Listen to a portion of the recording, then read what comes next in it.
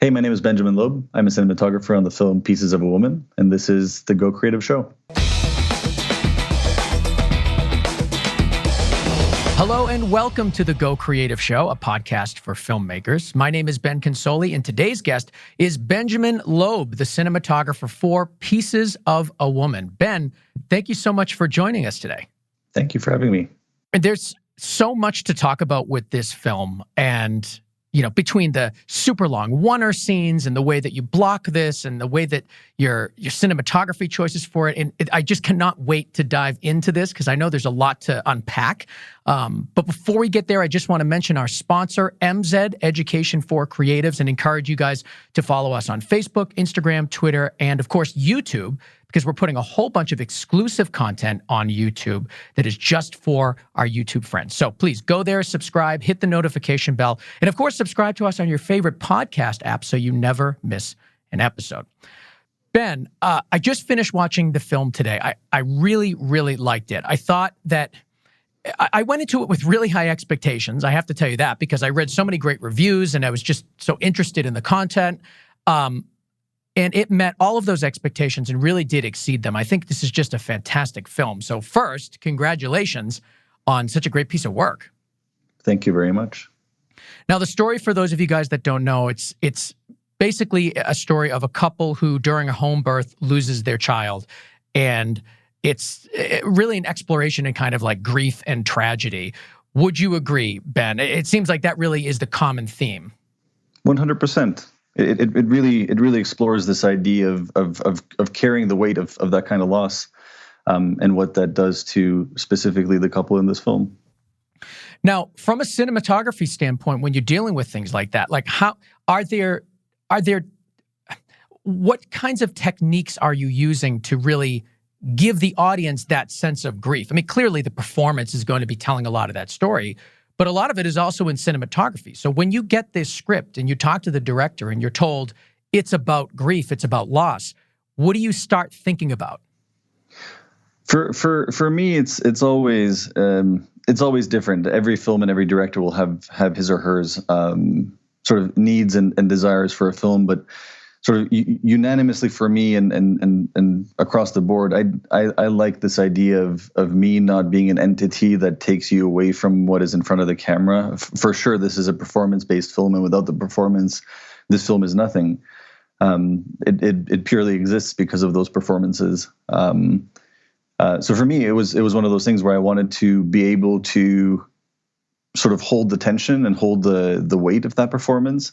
And I really do, first and foremost, I do think, editing is the sort of first option or the first ability for an audience to check out. It's like you hold your an individual's attention for the length of or the duration of a specific shot, and as soon as you cut, for whatever reason, for me, you lose something.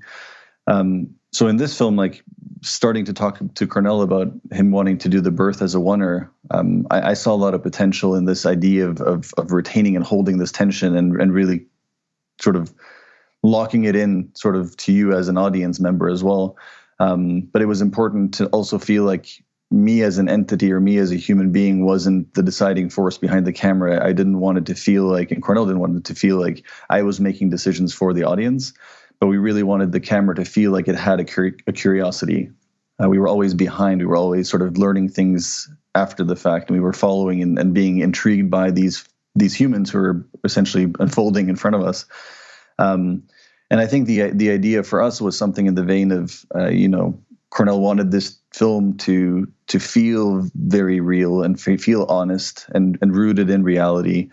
And I've said this many times, but in the vein of Bresson or Cassavetes, but there was something when we did our first tests and we tried to go into this with the idea of let's do this handheld. It just felt too real. It felt too documentary. It felt like it was almost trying too hard to say something, and we wanted to remove that.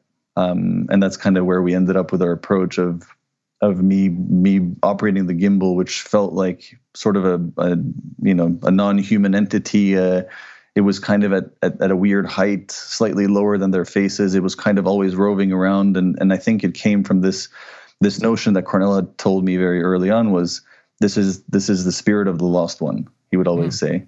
So he liked this idea that we were almost photographing the film from the eyes of this baby, or this entity that never was allowed to sort of enter the space.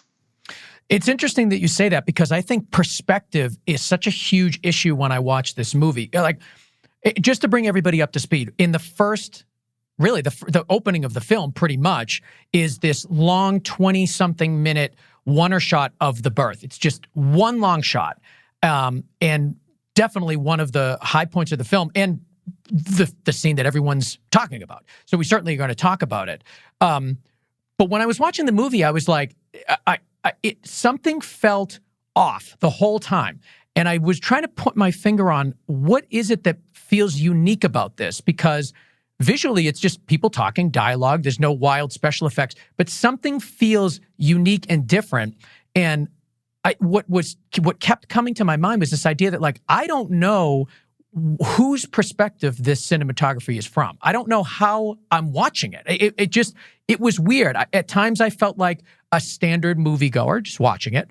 And at times I felt like I was almost peering through the conscience of one of the characters. It was a really strange ebb and flow constantly through the film. And I guess what I'm curious about is, was that intentional, or am I just losing my mind and didn't have enough to eat in the morning? And if so, why? No, it was 100% intentional, and we wanted to find a perspective for the film that rooted it in something that wasn't too human, and for sure we didn't want it to feel mechanical, and we didn't want it to feel like there was, again, an operator spoon feeding information, but we wanted it to feel like almost like a non-human entity. Like, you have something moving and it feels organic, but it doesn't have footsteps, for example. Like this was in our early conversations. And Cornell had always said he wanted, and he sort of needed me to be behind the camera. Just doing our tests, he liked the curiosity, and it was something he would always tell me was, Ben, be curious. Make sure that you're curious and you want to watch these individuals and these humans. And again, the way that the birth unfolded was, we wanted to have sort of a almost like a subjective but yet sort of objective entity following these characters, looking at them and observing them. And every single time that Martha would have a contraction, this entity would be interested in her and really focus on her. So every single time she had a contraction, I was allowed essentially to move into her face and be with her and really only focus on that, and then let go again. So specifically during the birth, the sort of spiritual being of whatever I was trying to do was kind of linked to her contractions in some way. And we had originally talked about trying to do something visual that manifested that as well, which we tried during the first take, and it just felt like, again, it felt like we were trying to do too much. What was it that you tried? We tried this thing where we wanted the lights to sort of dim and contract a little bit in the same way that her contractions would. But again, this was, again, in mine and Cornell's preliminary conversations, this film was never intending to force a visual perspective or be visual in that sense. It needed to feel raw and honest and rooted in reality for this to really work, and for that emotional sort of power of their performances to really hold what they did. So as soon as we saw that, we were like, abort mission. Let's stick to reality, and let's stick to the language of what this camera and these performances bring us. The decision, I want to talk about the decision to not be handheld, but to put this on. Did you put it on a Ronin? I know you had it on a gimbal, right? It was a Ronin 2. How did that decision come to be? Because I think when people think cinema verite, when they think conceptually, as I'm hearing you talk, it feels like, well, yeah, a handheld feel is what we're talking about. But you didn't do that, and I would love to know why. I went into the main location, this apartment, with Cornell and Kata, the writer, and we did some preliminary tests on the Mini with anamorphic, sphericals, handheld, and it just felt like something we'd seen too many times before. And it's something that I really love about Cornell is he's done his fair share of sort of auteur indie, specifically European. And he always wanted this to feel different. Yeah, he'd always talked about this as being like a like a Bressonian type film, but rooted in melodrama. It needed language. It needed something really specific. So from the beginning, Cornell and I had talked about what's the one tool, the one thing that we can really root this film in that makes sense for the story, for the characters, for the movement. We talked about Steadicam, but that eliminated me from operating, and that was sort of out of the question. And we needed this to be, and it was so intimate that there needed to be trust between the operator and the actors in a different way. And I hired a gimbal operator or a gimbal technician and asked him to, hey, put it on. Let's have a look at it at the camera house. And he kind of just told me, Ben, I'm not comfortable doing this scene. You should just put it on. And I just essentially said, no, I have never done this. I can't do this. You had never done it before? No. Wait a minute. You hadn't used a gimbal at all, or you just haven't used it in kind of a professional setting? No, I've never used a gimbal on my body. I've used a gimbal and had other operators do it. And I've obviously seen movies that have used gimbals in ways that have intrigued my curiosity, but I'd never put it on and sort of done the movements. But I put it on, and we found a setting that felt weirdly organic. And after that test, I showed it to Cornell, and Cornell was like, "This is it, Ben." And I was like, "Are you sure this is it?" Because in my head, I was like, "This is it too," but I didn't want to say it because I knew if I started day 1 with a gimbal, I would end day 29 with a gimbal, and it would be on my back. So there was a level of hesitation, knowing that I hadn't prepared for this film that way. That's a different mentality and a whole different strain on your body. But it felt right, and we both agreed. And essentially, I just ended up going into the camera house with my team, and I put it on for 2 minutes, took it off, put it on for 2 minutes, took it off, got to 4 minutes, took it off, repeated, got to 6, 8, 10, 12 minutes. And when we got to 12 minutes, I essentially just said, I feel comfortable doing double. So if I can do 12, I can do double. So we just put it down and we honestly didn't touch it again until birth day 1. And in between those two, we'd finally had an opportunity to do an actual blocking of the scene with Vanessa and Shia and Molly. And I recorded this on my iPhone, walking through the space with them, sort of, figuring out what movements made sense. How can you get into this space and that space? And that one take was 38 minutes. Wow. And this was, I think, 2 days before the shoot. And I think after that 38-minute take, we were all like, we got this down. This is now in our brain. We know how this is going to work. We just got to shave 10 minutes off. We're going to be good. So we put it aside, and then day 1, I think we shaved 10 minutes off, but it was still a couple of minutes too long. How many takes did you end up filming? Of the birth, we did 6 takes. We did 4 takes on day 1 and 2 takes on day 2. And I think we realized as much as the takes themselves were getting technically better and cleaner throughout day 2, the final take on day 1, the 4th take, was by far the best performance-wise. Now, it's just us creative filmmaker types here. We'll keep it secret. Is there an edit in that scene? No. It's purely just straight up 22 minutes or whatever it is. Yep. That's amazing. And what restraint for a director to not almost insist, like, well, I like the first part of take 3 and I like the last part of take 4. I mean, we've seen these types of shots before, cleverly edited with door frames and things like that. That's a bold choice. And it was. I will preface this by saying there's another 5-minute chunk of the scene that also is a part of the oneer. Up until pre water breaking and water breaking, there are now edits in that part, but that was a part of the oneer that we chopped down to essentially make sure that the oneer started as the water broke instead of pre. Yep. You mentioned this idea of wanting the camera movement in the scene to not feel mechanical. I want you to dive a little bit more into that, because I'm thinking to myself, in order to execute it, the blocking has to be extremely precise. Was that true, or did you truly just let it be free and open? The blocking was precise in the way that all the Vanessa and Shia were always ahead of me. I would never lead them into any space. It would always be them taking me into something. So that was my sort of backup of like, hey, if I forget my move, I have them leading me. But it became muscle memory because during that first walkthrough, it was essentially kitchen, dining room, couch, or pre-couch, couch, off the couch, into the hallway, bathtub. It was all pretty specific. But within each of those sort of pit stops, the action would unfold for 1 minute, 3 minutes, 5 minutes, and those moments weren't necessarily pre-planned, and they happened differently every single time. Like they end up in front of the couch, and all of a sudden Vanessa's on the ground with Shia's foot around her neck, and it's like he's trying, like that all just happened. So within the blocking, there were always moments where you had to intuitively sort of figure out what is the right thing to be on, and what does the camera want to show. And I also did have I had headset on, so I could talk to my director Cornell. And the one thing he'd always told me was, Ben, if you're ever lacking an intention of where to go, just land on Shia's face, because the face of this the anticipation of this father to be, the excitement that I have no idea where I should be, what I should do.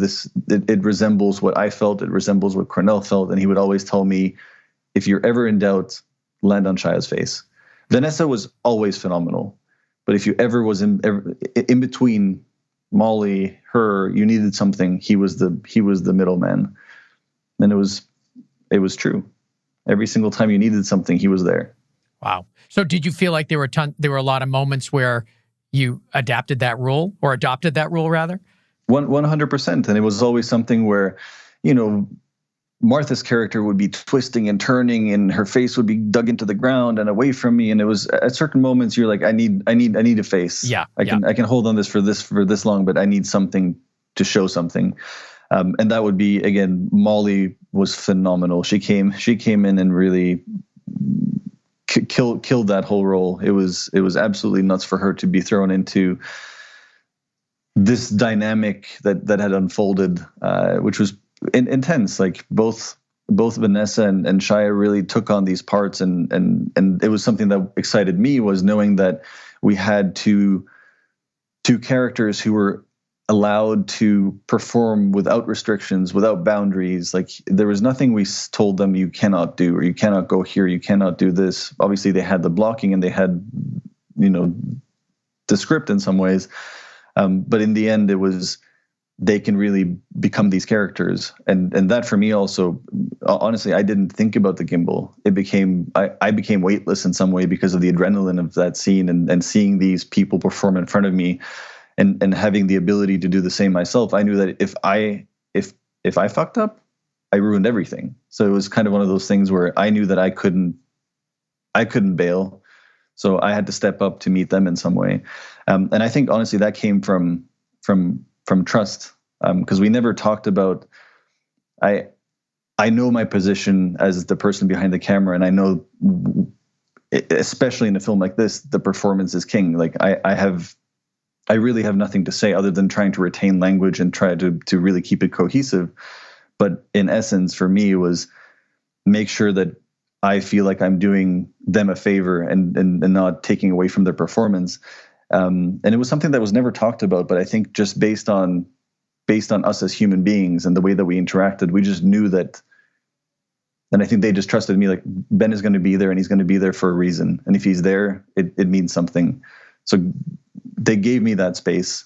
And I remember after the first couple of takes, they would always come up and be like, Ben, you're a ninja. And I feel like it kind of represents it in some ways, because I was there, but I wasn't there. I was kind of an invisible entity. It's also such a tight space and a practical space. You didn't build this studio, and there's 3 other people in the scene, tight corridors. When I was watching the scene and looking at that bathroom, I'm like, oh my God, what a nightmare to shoot in this bathroom. Talk to me about the challenges of just space. I mean, did you bang into walls? Did you trip over things? Like that, that must have happened. Yeah, that doorway into the bathroom is 21 inches wide, which is, barely enough to fit your shoulders through. So it was one of those things where, the original blocking in Cornell's mind had them going in and out of the washroom, I think twice or three times. And immediately we were like, let's do this once, because that is where we will fail. If we fail any place in this scene, it's going to be going in and out of that door. So I taped up the doorways at the rental house, and I would put on the gimbal and I would just walk around and I would walk through these doors. I would try to do my moves and then essentially glide through the door and make sure I didn't, hit the tape. And for the most part, it felt pretty comfortable, but 100%. I don't think I ever hit the bathroom door, which is obviously the narrowest corner. But the reason for that was, in that moment, I'm outside of the bathroom door. I see Shia holding her hand, and I pan over to Ava's character, played by Molly, who's getting the bed ready for the birth. And then Shia leaves, and I pan back, and essentially Vanessa's hand is hanging over the bathtub. Yeah. And I remember each time the intention was, let's make this a slow and calm creep that doesn't really try to do anything. And I'd remember that the first couple of times her hand was kind of just there, and I was looking for something to motivate me to do this move, because it just felt like I was creeping in, and it felt a little awkward. So I just asked Vanessa to just, as she could feel the camera enter the bathroom, to just move her hand slowly towards, like, have some kind of movement with her hand and move it towards the belly, because there was no way for me to go into the bathroom and turn without it being this incredibly awkward move. And that completely saved me from all of it. I could literally turn around my own axis, focus on the belly, and then I was tucked up literally against the sink and a side wall. So when Shia came back in again, I was pretty trapped. But I remember there are two spots in that take where I bump into Shia, I think. And one is when Molly first comes into the scene, where we whip around and open the door for her. I bump into Shia once. And then there's essentially when he helps Martha get out of the bathtub, his elbow sort of knocks me from below. But again, it just felt, I remember talking to Cornell about this, and it just felt like these are just imperfections of the scene, and it just makes it feel all the more real. It definitely breaks the fourth wall a little bit at certain points, if you notice it. I don't know if people do, but for me, I'm like, it brings me back to that moment. So for me, it still works. Talk to me about the makeup of your crew. Did you have somebody kind of like behind you guiding you? Did you have somebody pulling focus? Like, what was the camera crew during this scene? So I had, first and foremost, my first AC, Maxime Boutin, who's a phenomenal young focus puller from Montreal. He was on a monitor, stuck in the same room as Cornell and my gaffer on a dimmer board, which was the only room we never saw in the scene. And he was on a monitor pulling his hair out, sort of trying to figure out, am I walking forwards? Am I going backwards? Am I zooming? What am I doing with this thing? Because I had essentially an Alexa Mini on a Ronin 2 with a zoom control on my thumb. So I essentially had full control over this lens, and we predominantly used the zoom to sort of make more intentional moves towards one character if we wanted something to feel like now we're focusing on this person. But for Maxime, he would never know if I was moving forwards while zooming, or if I was just walking or just zooming. So for him, it was a nightmare. Wow. But he was phenomenal. What was the lens that you used? Do you remember? I think it was a PZM, so a Panavision. It was the 27-75 Primo zoom. I think it's the PC Primo compact zoom. Okay. So did you ever go all the way into that 75? I mean, that's not a huge range, but it's enough to do damage, especially when there's a focus puller in your handheld. I think what we did was we blocked off the lens past 45. So we were in the 27 to 45 range. Sure. I don't think I ever really went further, and especially in that scene, I know I locked it off. But yeah, for him it was a nightmare. But he was a champ. I had a grip with me, but again, there was no space in this room, and we turned everywhere. So there were some moments where I had preemptively told my grip that I need help in this moment. And some of those were, again, when Martha's character ends up on the ground in front of the fireplace by the couch, I am down on my knees on these knee pads with the whole rig like almost scraping the floor. And as soon as they pick Martha up from the ground, I'm like, I can't do the same thing. I need to be picked up too. So he would come up and actually give me a lift to get back up on my feet at that moment.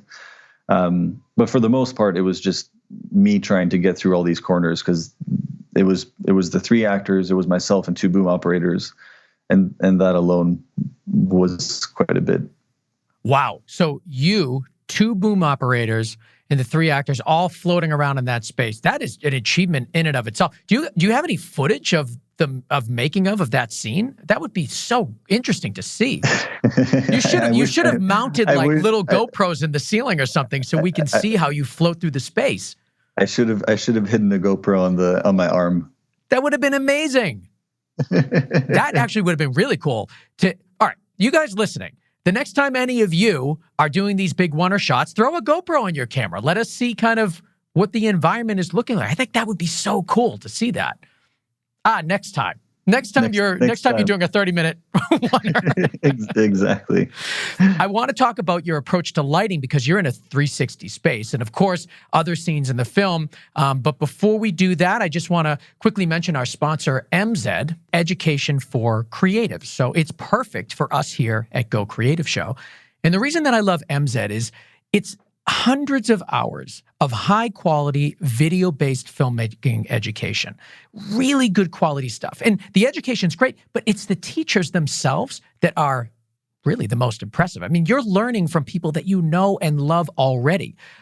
Vincent Laforet, Shane Hurlbut, Philip Bloom is an educator on MZ. Tom Cross, he's the editor for La La Land and Whiplash, and he does a whole course on the art and technique of filmmaking. They've got courses on DaVinci Resolve, directing, cinematography, post-production, visual storytelling. Like, everything that we need to know is there on MZ. And yes, you can buy individual courses, and that's a great way to experience MZ. But the best way to experience MZ is by becoming an MZ Pro member. Now, it's a subscription membership, so you have access to everything on their library, or in their library, rather. Everything is at your fingertips all the time. And it's such a great way to learn and hone your craft. And I just absolutely love the guys at MZ. The course is just so well crafted and so well made. And it's just a great opportunity to learn. Now, here's the best thing. You go to mz.com. Actually, no, wait, hold on. You go to gocreativeshow.com/MZ. And the reason you do it that way is because when you get to the checkout, put in GCS20 and you get 20% off your purchase. So that is a really great way to just support our show, save yourself some extra dollars and give yourself education, right? It's a win-win-win. GoCreativeshow.com/MZ. So Ben, let's get back into it. I want to talk about your approach to lighting for the whole film, but particularly in this birth scene that we've been talking about. You're in a real apartment, you've got a million people running around, and you're filming basically 360. You're filming everything. So how do you light this space? That was also a request from Cornell in early prep. Was, Ben, all of the locations need to be ready for 360. There was no scene that we went in with, hey, we're going to this side this way. He really wanted this to be the actor's space, and he wanted the blocking and the actors' intentions and instincts to really help inform the way that those scenes unfolded. So specifically for the birth, it was day one. Production didn't want to shoot it at nighttime, so we had to first tent the whole apartment. And obviously we had some units outside.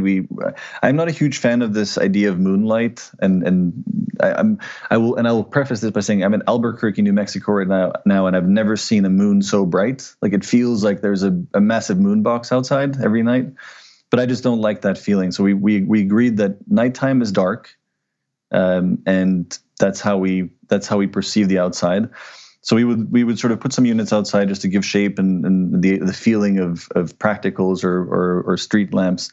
And the inside was, honestly, we spent so much time fixing practicals and making sure that we had them in the right spots and the right places with the right intensity.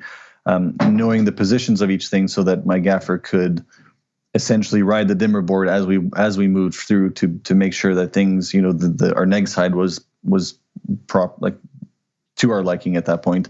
And essentially because we saw almost all of this apartment, I had no spots to hide things, but I found, I think, 4 different areas in the hallway I could hide a couple of light mats in the ceiling above the practicals just to give a little bit more, definition to those areas. I'd hid something in the bathroom because we didn't see it, and I hid something in the bedroom, which we ended up seeing and had to get painted out. So again, 90% of what is in my lighting inside was practicals, and it was my gaffer on the dimmer board writing those levels as we moved through. Did you struggle with reflections of yourself, shadows of yourself that shouldn't be in there? What were some of the struggles you faced? Well, I remember after we did the first iPhone sort of walkthrough, my sound mixer and my boom operators weren't there, so I immediately called Simon, who was the sound mixer, and asked him if he could come down to the apartment, and I showed him this take, and I just walked him through the blocking, and there's so many little pot lights in the ceiling and that create shadows, so we would just walk through section by section and literally tape off little things like this one we don't need, this one we can turn off, this one we and still I think we ended up having one boom shadow that I know for sure is in there, but other than that, nothing. That's not so bad. Maybe because everything's practical and kind of up against corners for the most part, you just didn't have that. But that, now having gone through this, your first time using a gimbal yourself, anything you would change, any lessons that you learned that you're taking to your next projects? Like what came out of that professionally for you, just as a lesson? I think as a lesson, just I'm less skeptical of gimbals. I really do see a use for them that I didn't see before. I was always pretty, Steadicams are the way to go. They feel right. Gimbals are mechanical tools that don't specific way that makes me feel weird, but I don't feel that way anymore. Other than that, I wouldn't change anything. I really go into each project. They kind of become a reflection on the process, and whatever the process for this film, this is what it is, and it's not my place to change anything. I'm not a big person about for regrets in life. It is what it is. I want to talk about the way that you visually represented Boston, because that's where I'm from. So I'm sensitive to it, obviously. And also, there's so many films shot in Boston, and there's kind of that Boston look. I think you guys kind of avoided that. I think you brought a really fresh and unique look or view of Boston. Was that something you considered when you're filming such an iconic place that has there's an idea of what Boston looks like in cinema? How did you approach the look of Boston? Well, a lot of it was based on Cornell's initial ideas, because he did, early on Scout, he wanted us to all go down to Boston to make sure that we knew what Boston felt like and looked like. So we had an idea of what we needed to mimic. We never did that, which I'm really happy about, because again, like when you're not shooting, it's like you're not shooting in Boston, so you've got to embrace what you have. And sure, like I'm not an American citizen. I've never been to Boston, so I can say truthfully, I have no proper idea of what Boston represents, other than what movies have told me, or what I know from photos of Boston. Well, even more so then. So I mean, you don't have like firsthand experience. You only have what you've seen in film. So when you're lighting a location for Boston, having only been informed by what you've seen in pictures and film, how do you approach that?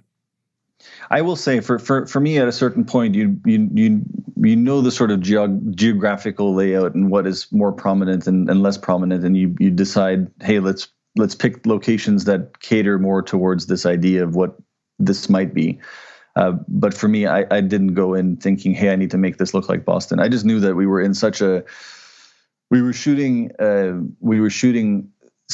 4 seasons in Boston, in Montreal during winter, which is the worst possible thing you can think of. Like we had scenes that were cut from the film where we have massive exterior sets in shooting in January for summer, and it was like God. It was hard. But again, like we would go through and especially this would be on our production designer and location manager's mind more than ours, but really making sure that our spaces kind of didn't have things that absolutely weren't Boston. And I'm sure there are still elements like that in the film, but for us, it was just trying to really make sure that we found locations that worked for us. Because my least favorite thing is going into a movie, shooting in a city that isn't the city it's set in, and then not being able to pick the locations that feel right in terms of what's available. It's always a kind of a catch-22 because you're looking for something that doesn't really exist, and you need to find something that works. But I felt like what we found in Pieces of a Woman was a fine middle ground. I don't know if you agree.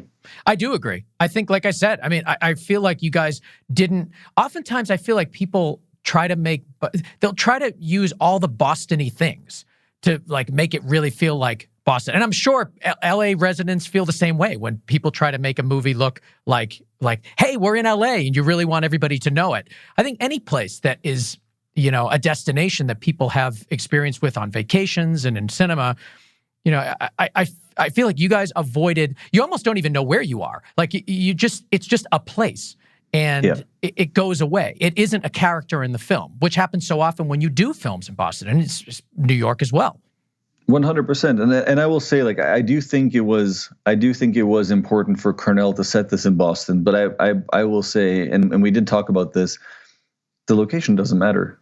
This is about two human beings who lost a child and are dealing with the trauma and the aftermath of this and what that is doing to their family. Where this is set does not matter. Really, it's about placing them in a believable environment that makes you feel like this is their home. This is where they exist, and letting that exist. And I felt like that was what it became in the end. Of course, it's set in Boston, and we have the Boston ambulance. We had the Boston Globe as a location in the script, which didn't end up in it. So 100%, there was obviously a push to make this Boston, but in the end, it doesn't matter, I think. Yeah. I want to talk about coverage or lack thereof, and I'm very curious about how you approached it. In Pieces of a Woman, we talked a lot about your shooting style and how there was some quite long runners, and you're following characters through space. So what was your approach to coverage? As a viewer, I'm noticing that there are scenes where there's multiple characters, but you kind of only focus on the main character. You don't even get the over the shoulders and the cross shots and the close-ups. Like, it seemed like a very purposeful lack of coverage. Can you talk to me about that? Yeah.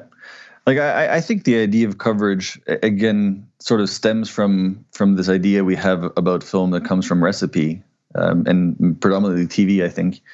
And obviously there are classic films that use coverage in a beautiful way. But I find coverage for me becomes this idea of a scene becoming stagnant and you're repeating shots.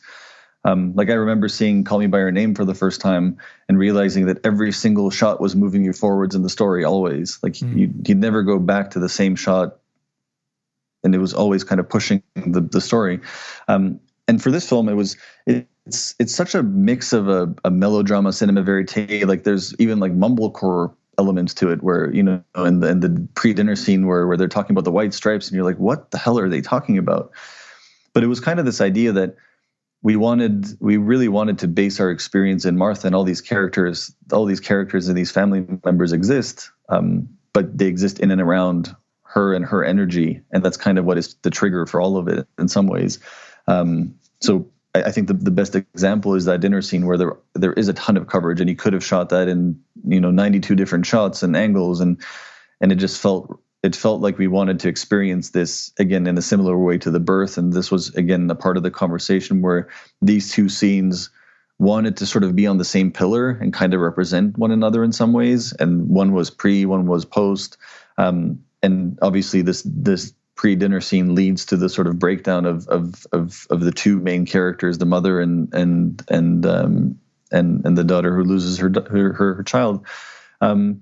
And we wanted that tension again, like this idea of this sort of nonsensical dialogue about the white stripes and all this stuff that's going on in the background to be a part of this kind of like weird building element in the background when you know that her mind is somewhere completely different. She's still thinking about what you know she's thinking about. The mother's thinking about what you know she's thinking about. And those two things essentially collide in the middle of this kind of family get together where everybody's mind is on different things. Who made the decision to approach it that way with not having traditional coverage? Was that yours, the director? I think this comes from Cornell. I'm a massive fan of it, but again, like Cornell comes from theater and opera, and of course his films. But he has a different idea. Like I really find him. He's bold. Like he doesn't feel like he needs to do anything specifically right. Like he just wanted to push the boundaries of specifically these two scenes. And we both agreed that the notion of being with Martha for the entirety of it, or floating in and around her presence, felt like the right thing. Yeah, I loved the choice personally. I thought it was really great and reflective of that birth scene, and kind of having that pre-birth and then this dinner scene post birth was to me. I mean, I'm going to go down a rabbit hole for a second. I did not see the White Stripes conversation as being unnecessary. It felt very necessary to me in a way. Maybe I'm looking too deep into it, but I felt like the whole story was on this idea of bridge building. And that's what the main character, well, one of the main characters, that Sean's character is a bridge builder.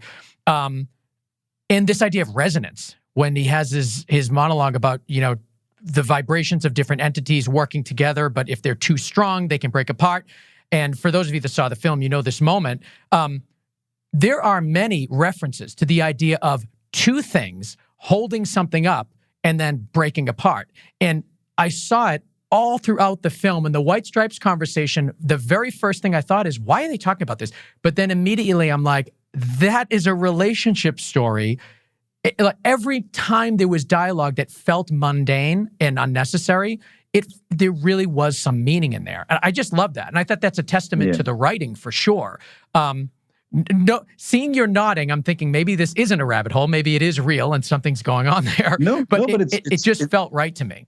Yeah, and I remember there's a moment where Sean's character is talking about them pretending to be brother and sister, and then and how their relationship is falling apart, and then Vanessa or Martha walks out past him, and I don't think this take was used, but there was a take pre that one where they shared a look in that moment, which was so uncomfortable because you could tell that what was happening in his story was also happening to them, which was beautiful. Yeah. And again, I think for many, it is a nonsensical story and a nonsensical part until you realize what it actually means. But yeah, you're right.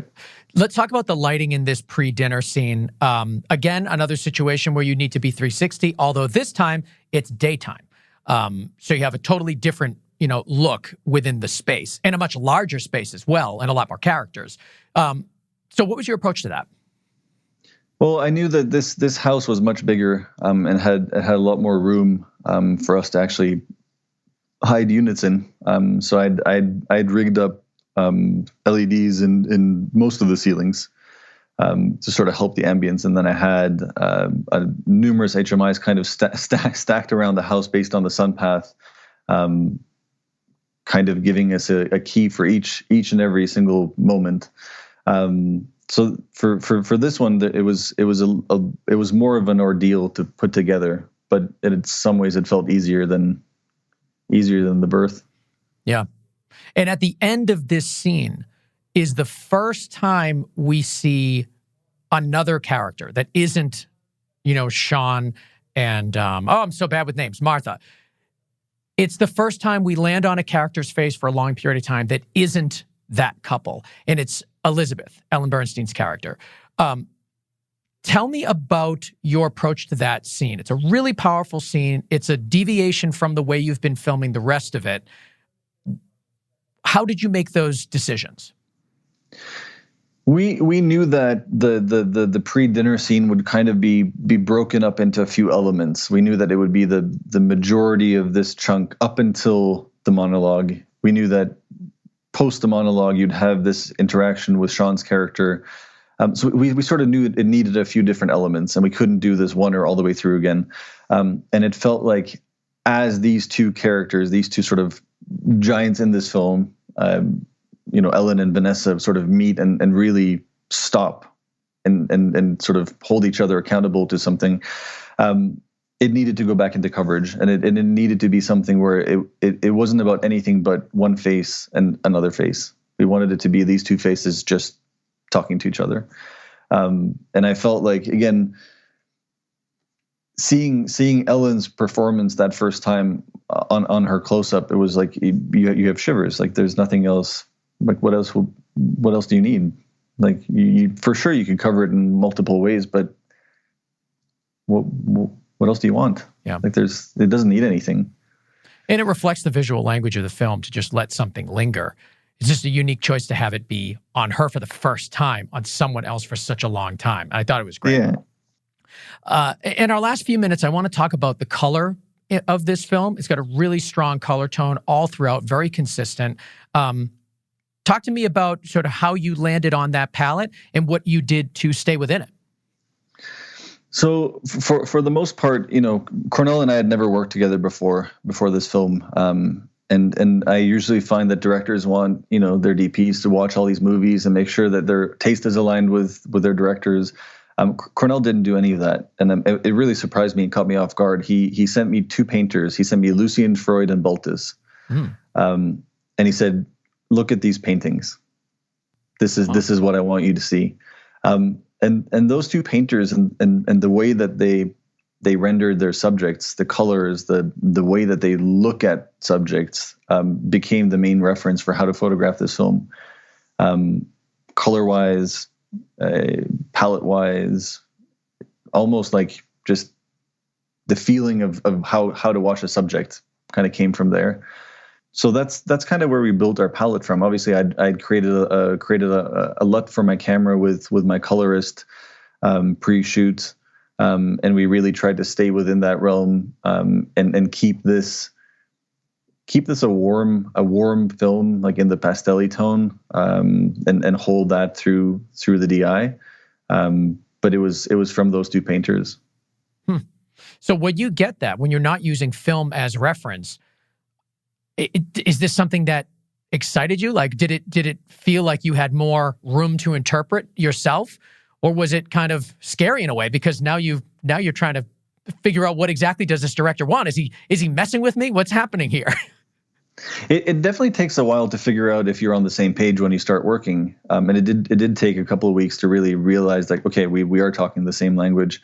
What I find helpful though is you're not looking at scenes and being like, hey, this scene is what we want to do. Like, we want something like this. Instead, you're looking at an abstract representation of something and being like, what in this picture represents our film, which is moving? Like, how do you translate this still into something that does something for you? So for me, it's nice just based on the fact that you can have an open conversation with another human about something that's so abstract and make it tangible for your project and try to conceptualize it in your own brain more so than based on another production in some way. So it was liberating to know that he was that open, but we did have one reference, and it was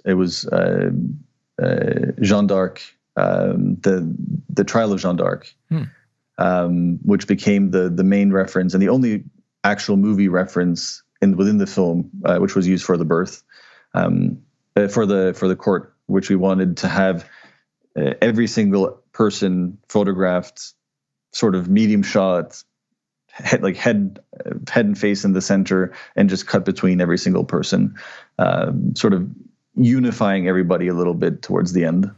Yeah, I think that courtroom scene was the most, this really, just for lack of a better word, but it was the most like traditionally shot. And maybe that just is a testament to the space that they're in. It's more formal. It has, an expectation to it about the way people move in the space and the way they react in the space. That's how I felt watching it. Yeah, and we talked about that many times. We even debated, should we do this in a one-er as well? Does that make sense? And it just felt like it was the wrong space to do that. Like, it felt like this was a different entity as a whole, and it needed something different. And we'd watched that movie as a reference, and it was just so beautiful it was, again, just this idea of here's a person and the person is talking, here's another person and it's the same type of person but different, and now he's talking or she's talking, and it felt like the right move.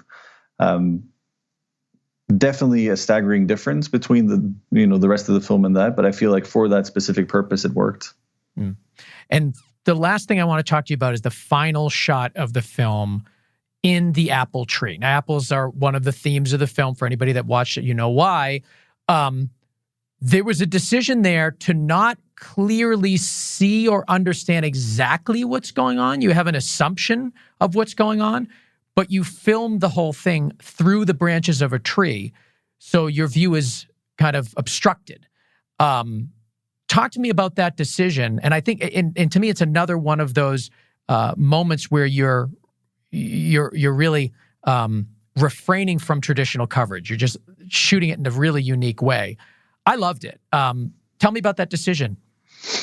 I think, again, talking about the ending, it was a big conversation for Cornell and I, because it feels like the film kind of ends on the bridge. She pours the ashes out, and you could have followed those ashes for minutes and minutes, and that would have been a fine ending. But it was always incredibly important for Cornell to leave this film on like this idea of proper hope, and some might take the scene as a literal representation of this is what happened. I've had multiple people ask me, like, what does this mean? And I'll say it means whatever it means to you. Is it could be a dream, it could be an idea, a concept, it could be the future.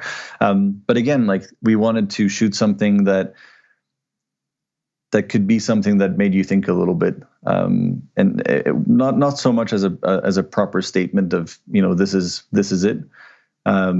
And it's one of the reasons we wanted it to be a longer sequence that also could hold the credits, but something where you didn't really see Martha properly. It wasn't something that overly showed something specific, but was more a feeling of something.